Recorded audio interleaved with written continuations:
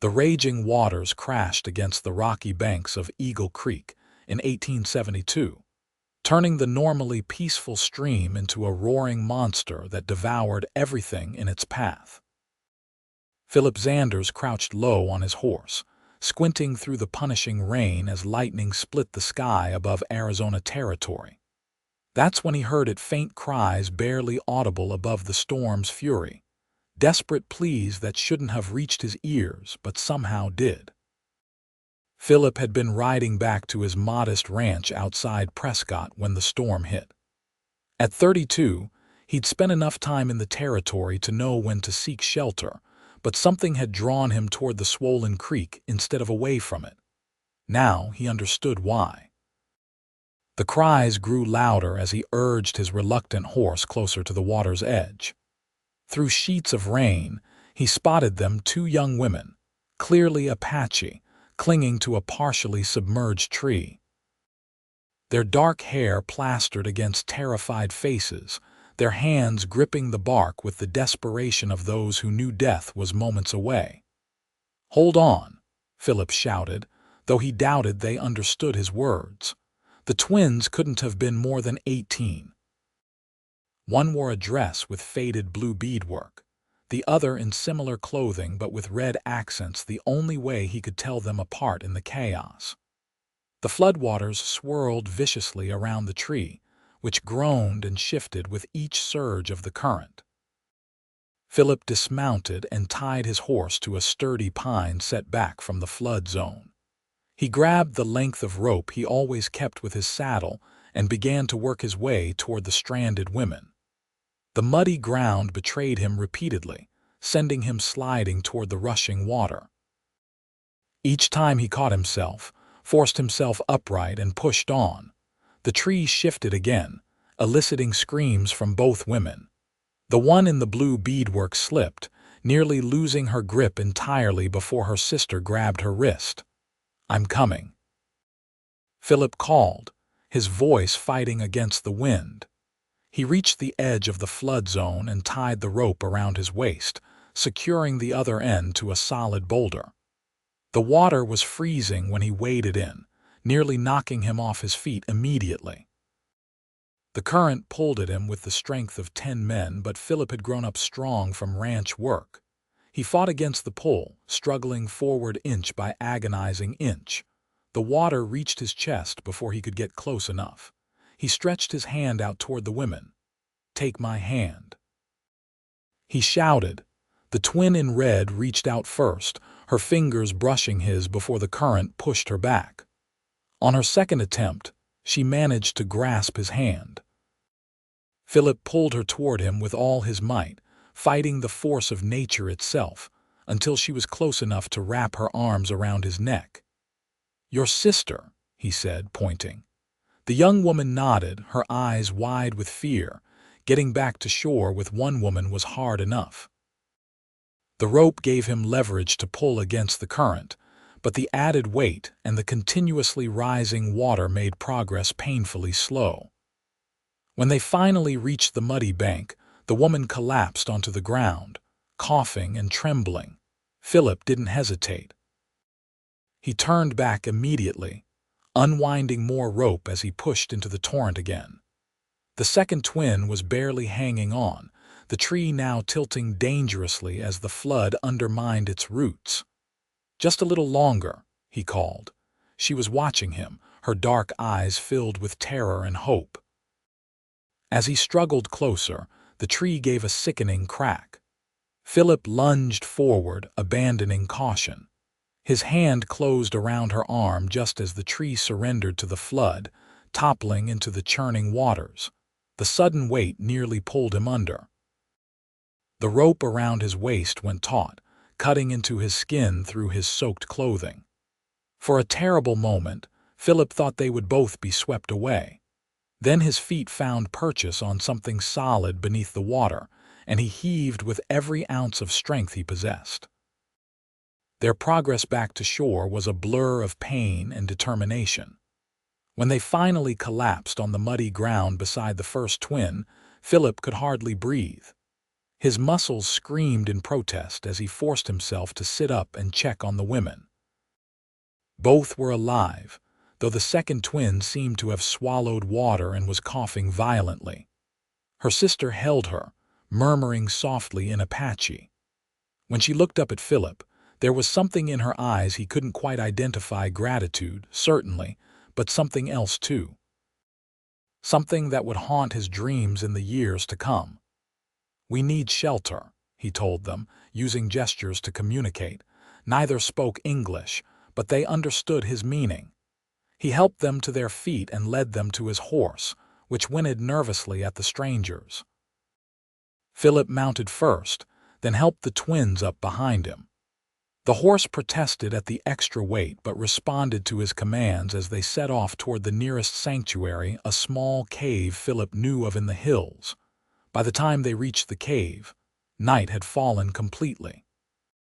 Phillip managed to start a small fire using dry wood stored deep within the cave's recesses. In its light, he could finally see the twins clearly. They were indeed identical, with the same delicate features and intelligent eyes. Only their clothing and a small birthmark on the right twin's cheek distinguished them from each other. They huddled near the fire, watching him warily. Phillip kept his distance, not wanting to frighten them further. He offered them jerky from his saddlebags, which they accepted after a moment's hesitation. Using gestures and a few Apache words he'd picked up over the years, Phillip learned their names Morning Star and Evening Star, though he wasn't entirely sure which was which. They seemed to understand that he had saved them from the flood, but communication beyond that was nearly impossible. The three of them spent an uncomfortable night in the cave, the twins sleeping fitfully while Phillip kept watch. By morning, the rain had stopped, though the creek would remain dangerous for days.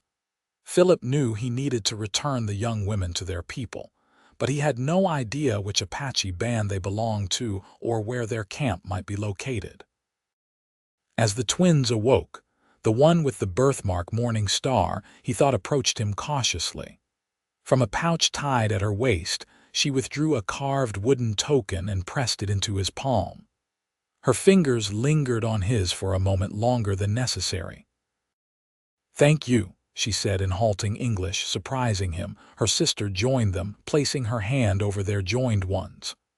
"Remember us," she said, her accent thicker but the words clear enough. Phillip nodded, oddly moved by the simple gesture. "I will help you find your people," he promised. The journey that followed tested all three of them. For 2 days, they traveled cautiously through territory that could harbor dangers both natural and human. The relationships between settlers and the Apache were tense at best, openly hostile at worst. Phillip knew that being seen with 2 young Apache women could bring trouble from both sides. On the afternoon of the second day, they encountered a small hunting party from the twins' band. The moment was tense. Rifles were raised, words exchanged rapidly in Apache. Phillip raised his hands slowly, trying to communicate that he meant no harm. Morning Star and Evening Star spoke quickly to the hunters, gesturing toward Phillip and then toward the direction of the flooded creek. Gradually, the weapons lowered. An older man approached, studying Phillip with sharp eyes. "You saved my daughters," he said in surprisingly good English. Phillip nodded. "They were trapped by the flood." The man considered him for a long moment. "I am Black Horse. These are my daughters.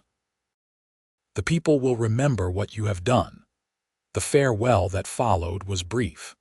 The twins each clasped his hand once more, their eyes conveying messages their limited shared language could not. Then they mounted behind 2 of the hunters and rode away with their people.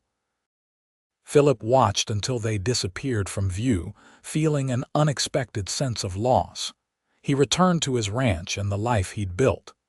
The years passed, bringing changes to the territory. Arizona moved closer to statehood, settlements expanded, and the traditional ways of the Apache faced increasing pressure. Phillip's ranch prospered modestly, and though several women in Prescott made their interest known, he remained unmarried. Something always held him back, perhaps the memory of two pairs of dark eyes in a storm. 6 years after the flood, on a crisp autumn day in 1878, Phillip returned from Prescott to find a visitor waiting by his cabin. The woman was Apache, dressed in the clothing of her people but with small concessions to white fashion. She sat straight-backed on a painted pony, watching his approach with unwavering intensity. It took him a moment to recognize her morning star, now a woman of 24. The girl he'd rescued had grown into a beauty with strength evident in every line of her body. When she saw recognition dawn in his eyes, she smiled. "Phillip Zanders," she said, his name carefully pronounced. "Morning Star," he replied, dismounting. "This is unexpected." She nodded, sliding gracefully from her horse. "I have learned your language," she said. Her English was accented but clear. "I wish to speak with you properly." "You've come a long way to talk," he observed, gesturing toward his cabin. "Please come inside." The conversation that followed changed the course of Phillip's life. Morning Star's father had died the previous winter, and her people were facing increasing pressure from the U.S. Army to move to the reservation. She had adapted, learning English from missionaries and serving as a translator when needed. She spoke of these things with directness, but Phillip sensed there was more she wasn't saying. Finally, as the afternoon light began to fade, she came to her purpose. "I have carried your face in my heart since the day of the flood," she said simply. "Among my people, when a man saves a woman's life, there is a bond that cannot be broken." Phillip felt his pulse quicken. "What are you saying, Morning Star?" She met his gaze steadily. "I am asking if you would take me as your wife." The proposal stunned him into silence. Marriage between whites and Apache was rare and often met with hostility from both communities. Yet looking at her, Phillip felt the same inexplicable pull he'd experienced 6 years ago when he'd heard cries through a storm. "Your people would allow this?" he asked finally. "Some would object," she acknowledged. "But I am my own woman now, and there is something else you should know." She paused, seeming to gather her thoughts. "My sister follows 2 days behind me. She comes with the same question." "Evening Star," Phillip felt as though the ground had shifted beneath his feet. "She wishes to marry me as well," Morning Star nodded. "We have spoken of little else these past months. We both carry the life debt to you. We both." She hesitated, then continued more softly, "We both have held you in our hearts." "But I cannot marry both of you," Phillip said, trying to make sense of the situation. "White law doesn't permit it." "I understand this," Morning Star replied. "She understands this. We come separately to give you choice. One twin or the other, or neither, if that is your wish." The days that followed were among the most confusing of Phillip's life. Morning Star stayed in his cabin while he slept in the barn, an arrangement that raised eyebrows when his nearest neighbor, Edwin Caldwell, stopped by. The old rancher said nothing directly but made his disapproval clear in other ways. Morning Star was a revelation. She moved through his home with quiet confidence, asking questions about his life and sharing stories of her own. She spoke of the changes facing her people, of her determination to preserve their traditions while finding a way to exist in the changing world. In the evenings, she taught him words in her language, laughing softly at his attempts to pronounce them correctly. By the time Evening Star arrived, Phillip was already halfway to loving her sister. Yet the moment he saw the second twin riding toward his cabin, his heart recognized her too. Where Morning Star was thoughtful and measured, Evening Star was passionate and direct. Her English was less polished but no less effective. "You remember me," she said when they were first alone, not a question but a statement. "Of course I do," Phillip replied. Evening Star nodded, satisfied. I told my sister you would. I told her a man who fights the angry water to save strangers remembers those he saves. Over the following week, Philip found himself caught between the twins, though neither made demands or showed jealousy toward the other. They had clearly discussed this situation extensively before embarking on their journey. Each spent time with him separately, and each night he retreated to the barn alone, his thoughts in turmoil. Morning Star spoke of building a life that bridged their two worlds. She had ideas for the ranch, plans that made practical sense. When she touched his hand or stood close to him, there was a quiet intensity that made his breath catch. Evening Star spoke more of feelings, of the connection she had felt since the moment he pulled her from the flood. Her laughter came more readily, and when they rode together across his land, she displayed a natural horsemanship that matched his own. "How can I choose?" he asked himself one night, staring at the barn ceiling. Both women had touched his heart, yet choosing either meant losing the other. Beyond his personal feelings, there were practical considerations. Marriage to an Apache woman would bring challenges from the white community. Some might refuse to do business with him, others might become openly hostile, yet Philip had never much cared for convention. His decision to stake a claim in Arizona territory rather than remain in Missouri had been met with similar warnings. He had followed his heart then and built a good life. Perhaps he should trust it again. On the 10th day after Morning Star's arrival, Philip rode into Prescott alone. He needed perspective, space to think without either twin's presence influencing him. The town had grown significantly in recent years, with new buildings springing up along Montezuma Street. Philip tied his horse outside the Silver Dollar Saloon and went inside, hoping a drink might clear his thoughts. He was nursing his second whiskey when a voice he recognized spoke from behind him. "Heard you've got yourself some interesting house guests, Zanders." Philip turned to find Sheriff Daniel Hayden watching him with guarded eyes. They had known each other for years, maintained a cordial relationship despite differing views on many subjects. "News travels fast," Philip remarked. Hayden shrugged. "Small territory, people talk." He claimed the stool beside Philip's. "Two Apache women, they say, twins.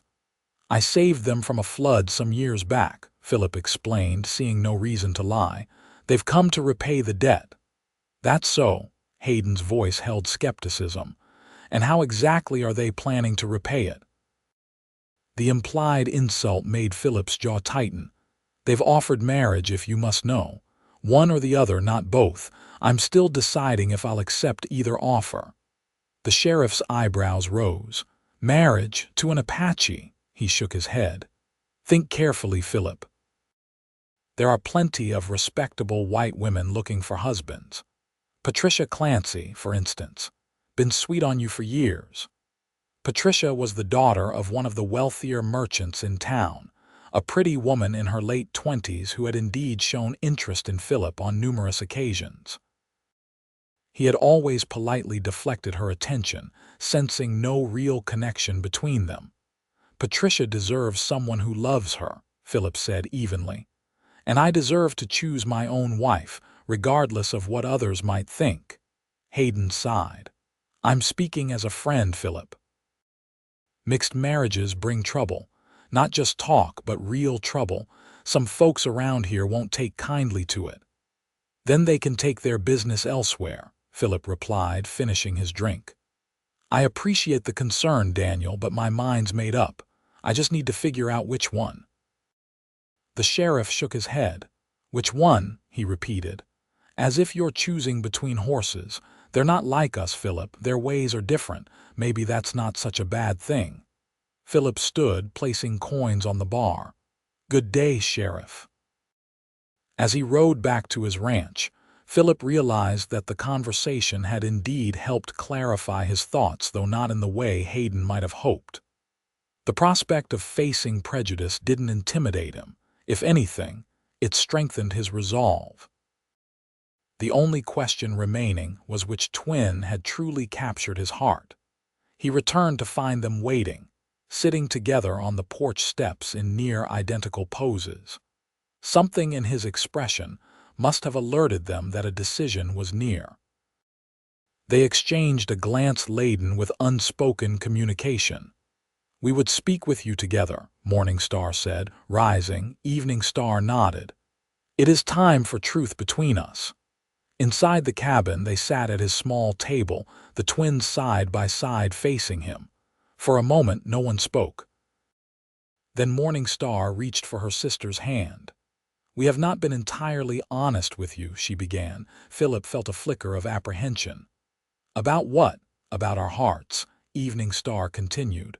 "We told you we both wished to marry you. This is true. But we did not tell you that we had agreed before coming here to accept your choice without bitterness. If you choose my sister," Morning Star said softly, "I will return to our people with joy for you both, and she would do the same if you choose me." The selflessness of their agreement touched Phillip deeply. These women, who had already endured so much, were prepared to risk heartbreak for each other's happiness.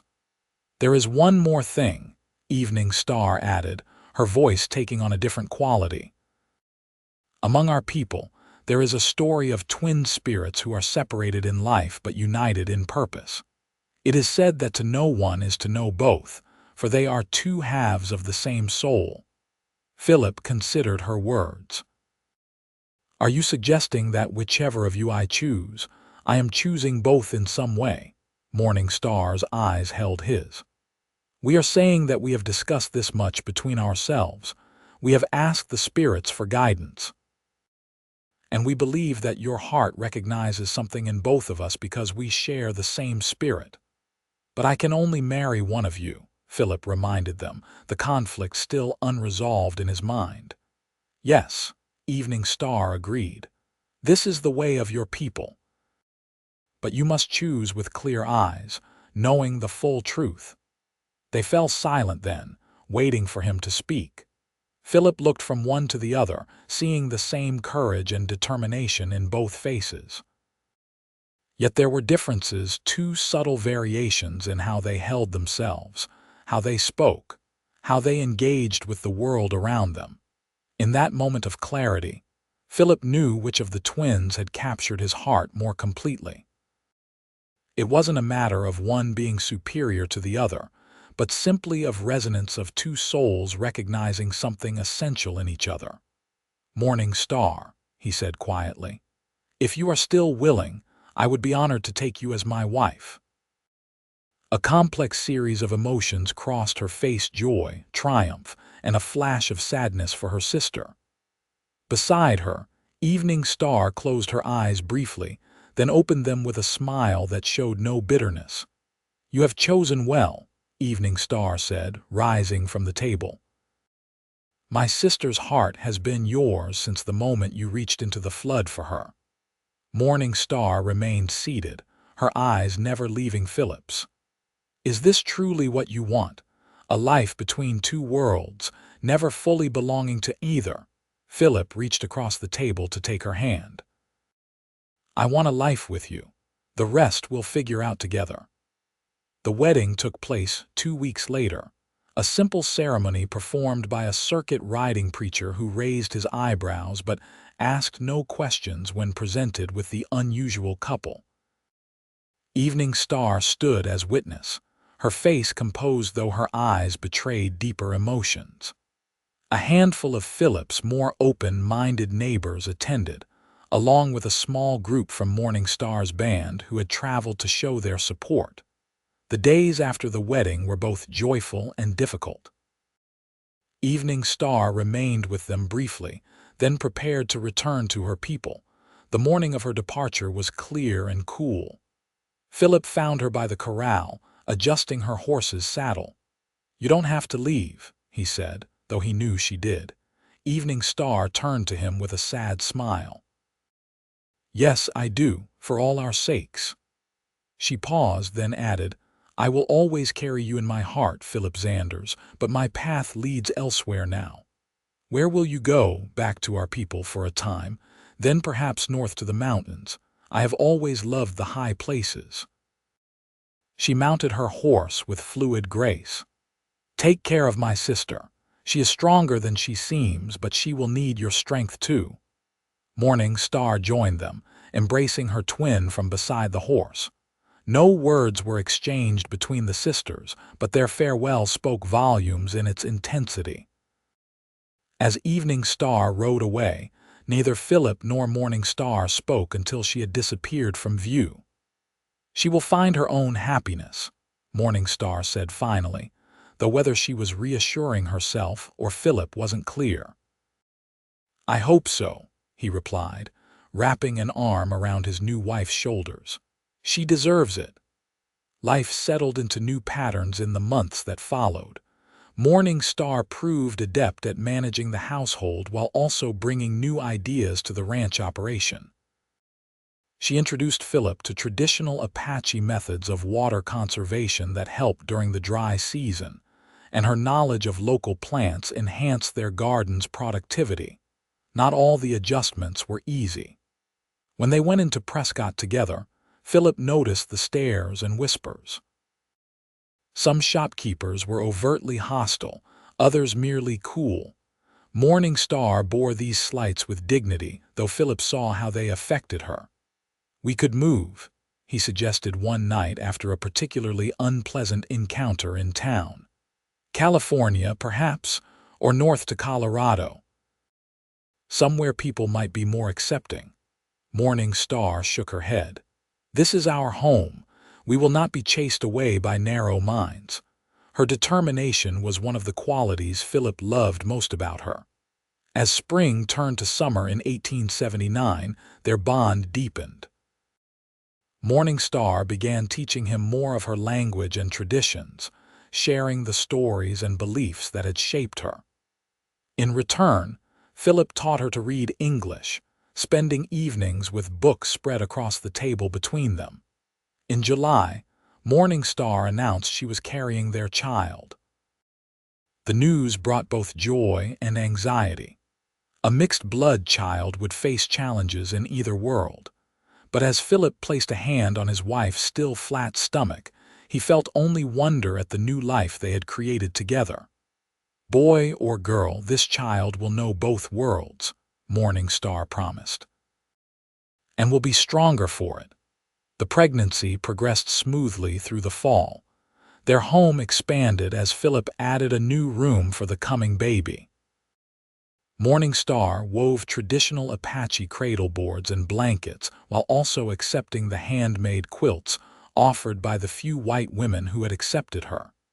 In December, a letter arrived from Evening Star, the first communication since she had ridden away months earlier. Morning Star read it aloud, translating the Apache words written phonetically on the pages. Evening Star was living with a northern band near the mountains.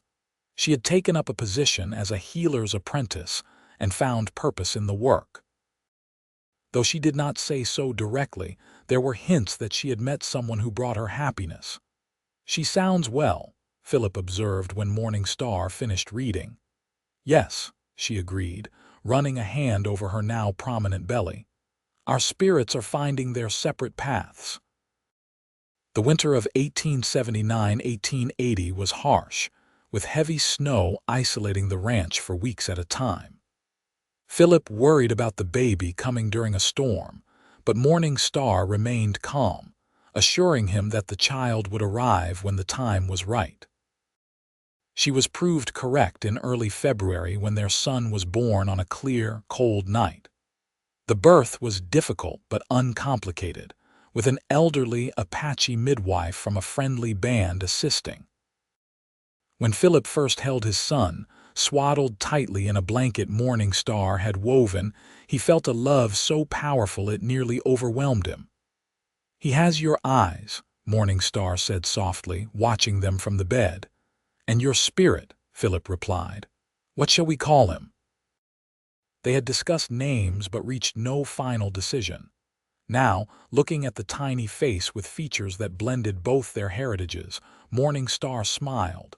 "Thomas," she said, "it is a name from your world that sounds good in mine." "Thomas it is," Phillip agreed. "Thomas Black Horse Zanders." The addition of her father's name brought tears to Morning Star's eyes.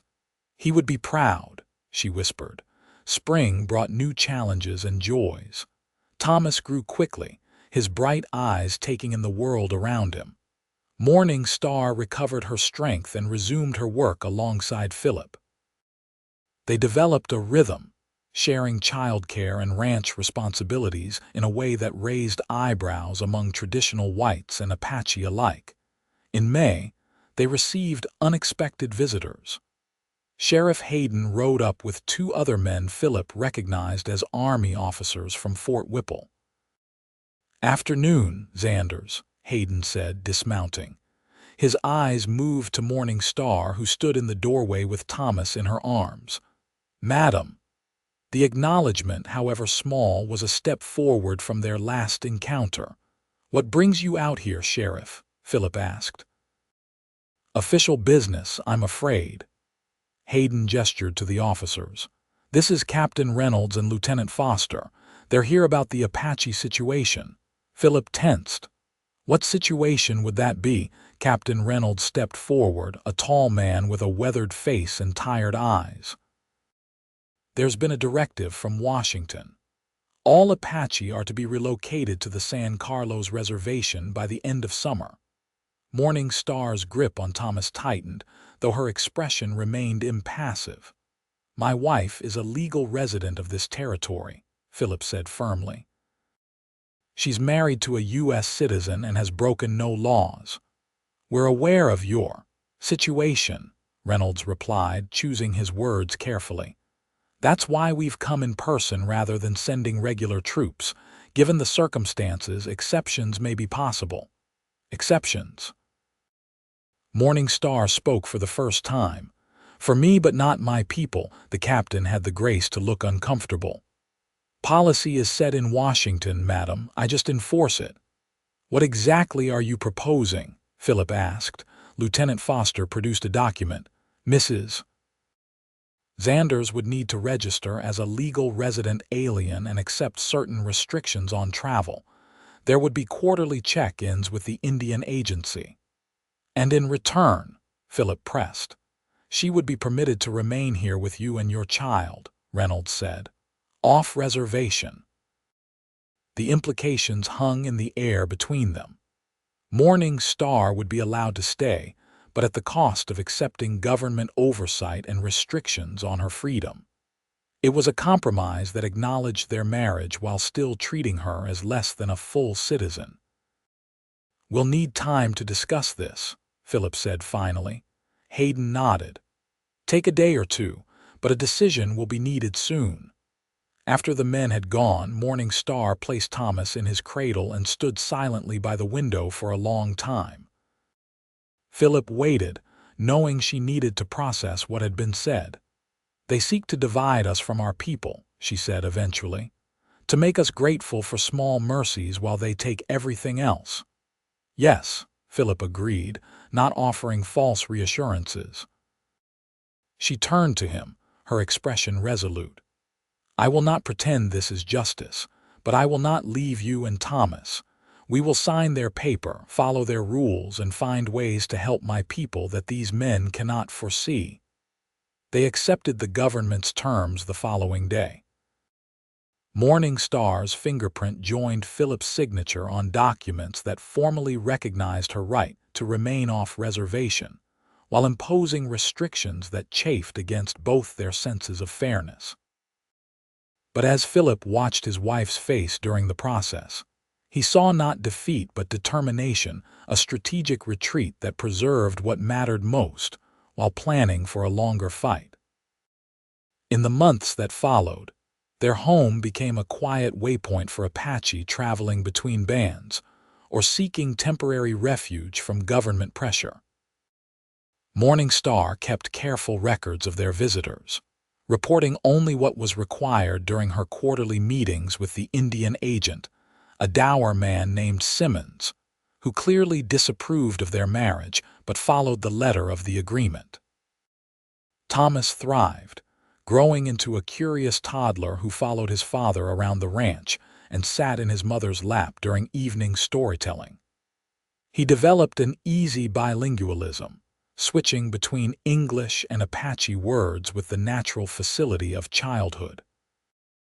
In the spring of 1881, Morning Star received word that Evening Star was returning for a visit. The news brought a lightness to her step that Philip hadn't seen in months. "Will it be difficult?" he asked the night before her sister's expected arrival. "Seeing her again?" Morning Star considered the question. "There will be joy and pain both," she admitted. "But more joy, I think. The path I chose has brought me happiness." She touched his face gently. "Has it not brought you the same, more than I ever imagined possible?" he assured her. Evening Star arrived the following afternoon, riding a fine pinto pony and dressed in clothing that blended traditional and white styles. The reunion between the sisters was emotional, filled with laughter and tears as they embraced. When Evening Star turned to Philip, her smile was genuine if somewhat reserved. "You have built a good life," she observed, looking around the ranch that had expanded over the past 2 years. "We have tried," he agreed. The real surprise came when Evening Star lifted a small bundle from her saddle. Inside was an infant girl, barely 3 months old, with the same striking features as her mother. "This is Lily," Evening Star said proudly, "named for the flowers that grew where her father and I first met." "Her father?" Morning Star asked, the question delicate. Evening Star's expression softened. "A man from the northern band. He was killed in a hunting accident before Lily was born." Sadness crossed her face briefly before she continued with characteristic resilience. "But I see him in her eyes. And I am not alone. His family has accepted us both." The 2 weeks of Evening Star's visit passed quickly. The twins spent hours in private conversation, sometimes laughing, sometimes serious. Thomas was fascinated by his aunt and infant cousin, hovering near them whenever possible. Philip gave them space, understanding the need to reconnect.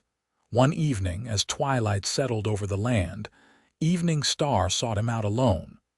They walked together to the corral fence, watching as Philip's horses grazed in the fading light. "You have made my sister happy," she said without preamble. "I see it in how she moves, how she speaks of you." "I have tried," Philip replied, "though the world has not always made it easy." Evening Star nodded. "It rarely does when people choose difficult paths." She turned to face him directly. "There was a time when I envied her, when my heart ached to be in her place." Philip met her gaze steadily.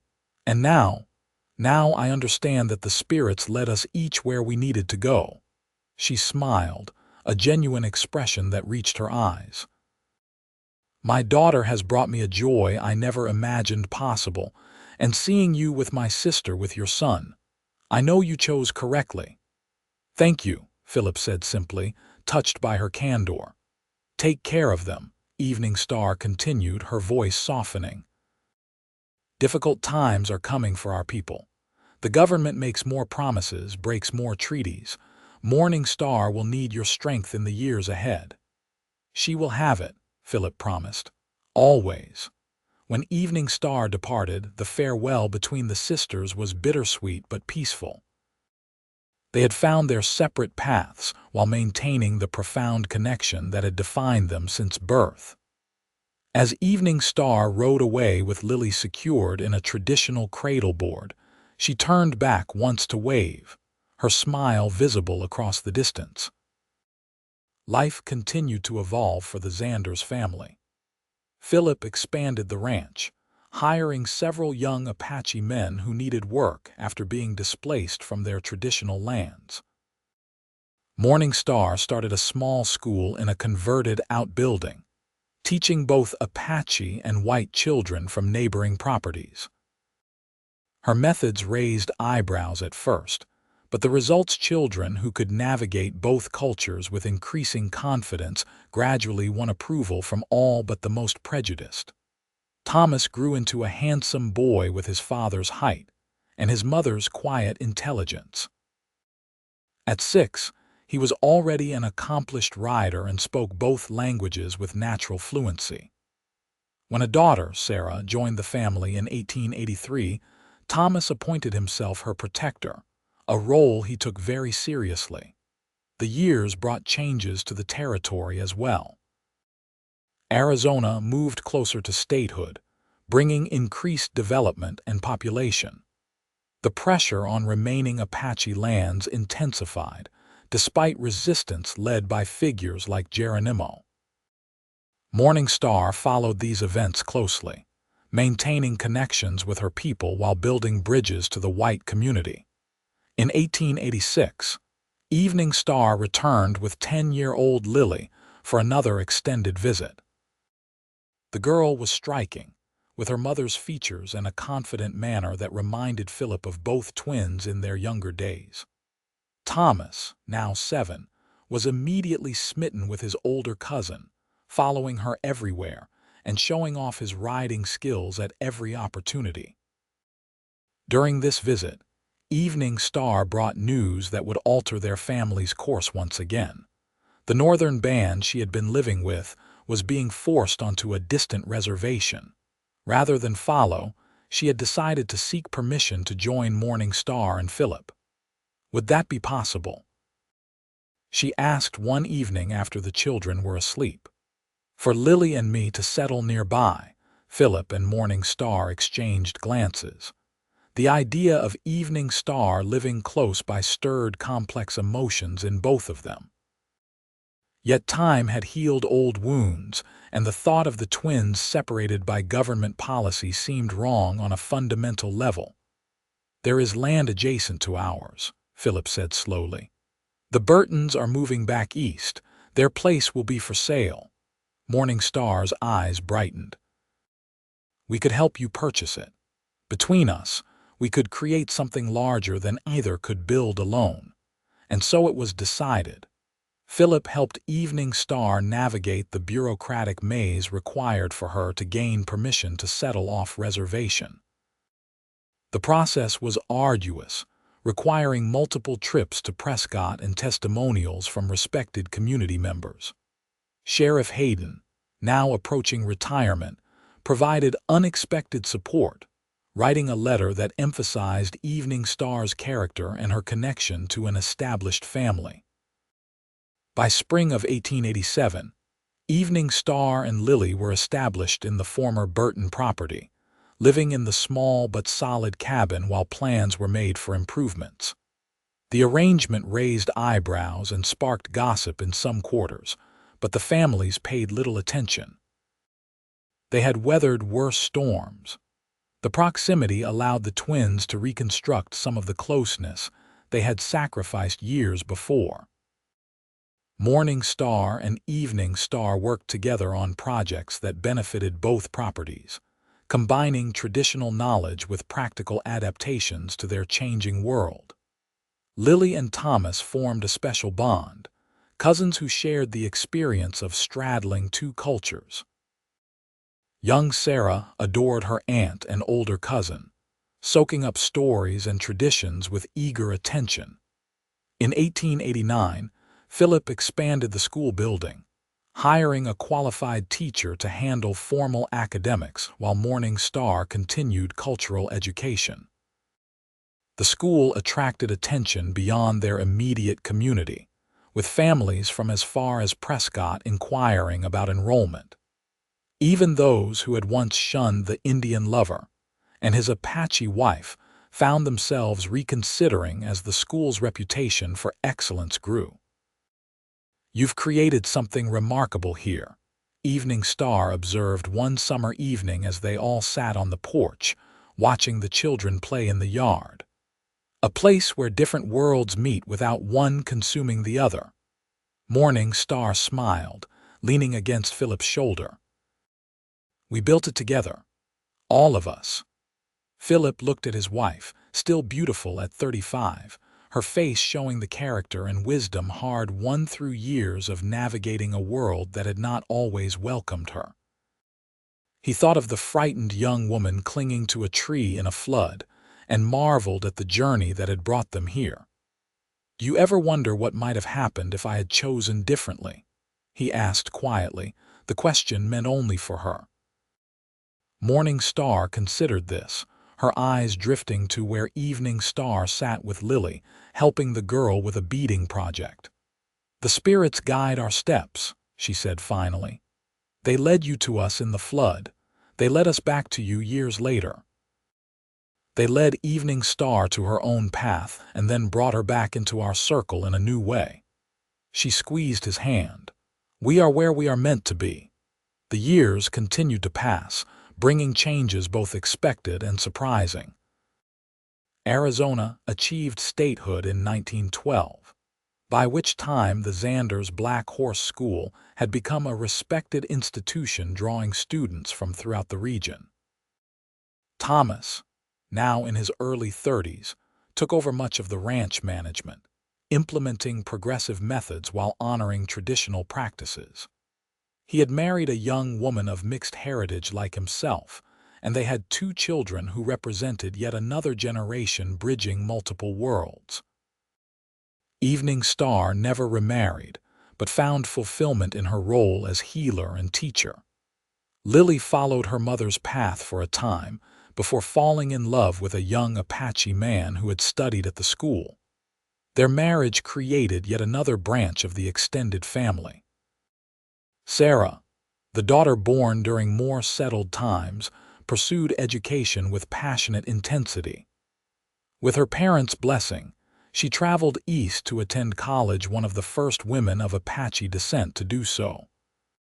Her letters home described a world vastly different from Arizona, but spoke also of the strength she drew from her dual heritage. Through it all, Philip and Morning Star remained the center of this expanding circle. Their partnership, begun in such unusual circumstances, had weathered challenges that might have broken others. As they aged, their connection only deepened, enriched by shared experiences and mutual respect. On their 40th wedding anniversary in 1919, the entire extended family gathered for a celebration that blended traditions from both cultures. Evening Star had organized much of the event, working with her sister to honor a journey that had transformed all their lives. During a quiet moment, Philip found himself standing with both sisters, now in their mid-60s but still vital and strong. The physical resemblance between them remained striking, though 4 decades of different experiences had left subtle distinctions only those closest to them could discern. 40 years, Evening Star mused, watching as the younger generations mingled in the yard. "When I rode away that first time, I never imagined we would all be here together like this." "Didn't you?" Morning Star asked, a knowing look in her eye. "I think perhaps you saw further than you admit." Evening Star smiled. "Perhaps, or perhaps the spirits showed me only what I needed to see at each turning of the path." Philip, his hair now white but his posture still straight, looked between them. "Whatever guided us, I'm grateful for it, for both of you, for all of this." He gestured to the gathering, to the life they had built from such unlikely beginnings. Morning Star took his hand, her fingers still strong despite the passage of years. "From flood waters to this," she said softly. "A journey worth every step." As twilight settled over the land they had transformed together, Philip reflected on the day long ago when he had heard desperate cries through a storm. One impulsive act of courage had led to a life richer and more complex than anything he could have imagined. There had been struggles. Certainly prejudice and policy had thrown obstacles in their path repeatedly. Yet they had persevered, creating something that transcended the limitations others tried to impose. Later that night, when the celebrations had ended and guests had returned to their homes or settled into beds throughout the expanded ranch, Phillip stood on the porch with Morning Star. The night was clear, stars scattered across the Arizona sky in brilliant profusion. "Any regrets?" he asked, wrapping an arm around her shoulders. Morning Star considered the question with characteristic thoughtfulness. "Only that my father did not live to see what we built," she said finally. "He would have been proud of this family, of how we have honored both our heritages." "And you?" she asked, turning to study his face in the starlight. "Do you regret the path you chose?" Phillip shook his head without hesitation. "Not for a moment. Every choice led us here to this life we've shared." He smiled, thinking of all they had weathered together. "I would make the same choice again, 1,000 times over." Morning Star leaned against him, her body fitting against his with the familiar comfort of long partnership. "As would I," she murmured, 1,000 times and more." Above them, the stars wheeled in ancient patterns, the same stars that had witnessed a desperate rescue in flood waters more than 40 years earlier. The same stars that had guided two sisters on separate journeys that eventually converged again. The same stars that now watched over generations of a family, that embodied the possibility of harmony between different worlds. In this moment of quiet reflection, Phillip knew with absolute certainty that the impulsive courage that had driven him into the flood had been the first step on the truest path of his life. Morning Star had been right. They were exactly where they were meant to be, their lives woven together by forces both seen and unseen, creating a tapestry more beautiful and enduring than either could have created alone. As they turned to enter the home they had built together, Phillip caught a glimpse of Evening Star through the window, arranging blankets over her sleeping grandchildren. The sight completed a circle begun long ago, when three strangers had huddled in a cave, uncertain of what the future might hold but determined to face it with courage. That courage had never failed them, through all the years and challenges. And as Phillip closed the door against the night, he knew it never would.